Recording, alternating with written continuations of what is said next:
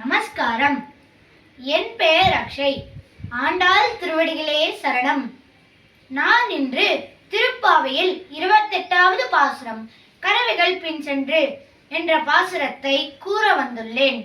கறவைகள் பின் சென்று காணம் சேர்ந்தொன்போம் அறிவொன்றுமில்லாதாய் குலத்தே உந்தன்னை பிறவே பெருந்தனை புண்ணியம் யாமுடையோம் குறைவொன்றுமில்லாத கோவிந்தா உந்தன்னோடுறவேல் நமக்கெங்கொழிக்க ஒழியாதே அறியாத பிள்ளைகளோ அன்பினால் உந்தன்னை சிறுபேர் அழைத்த நமம் சீறி அருளாதே இறைவா நீதாராய் பறையேலோர் என்பாவாய்.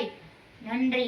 நமஸ்காரம். நான் இன்று திருப்பாவையில் 28வது பாசுரம் கறவைகள் பின் சென்று என்ற பாசுரத்தின் விளக்கத்தை கூற வந்துள்ளேன். நாங்கள் பசுக்களின் பின்னேயே சென்று காட்டை அடைந்து உடம்பை வளர்ப்போம். மேலும் நாங்கள் சிறிதும் புத்தி இல்லாத இடைக்குலத்தில் பிறந்து உன்னையும் எங்கள் குலத்தில் பிறக்கும் அளவுக்கு புண்ணியமுடையவர்களாய் இருக்கிறோம். மேலும் ஒரு வகையாலும் ஒரு குறையும் இல்லாத கோவிந்தா உன்னோடு எமக்குடைய உறவு நீக்க முடியாதது. உன்மேல் இருக்கும் பக்தியினால் சிறு பெண் பிள்ளையாகிய நாங்கள் உன்னை சிறு பேரிட்டு அழைத்ததற்காக கோபிக்காமல் இருப்பாயாக. தலைவனே, எங்கள் நோன்பிற்குரிய பறையை தந்தருள்வாயாக என்று கோபி பெண்கள் கண்ணனிடம் வேண்டுகிறார்கள். நன்றி.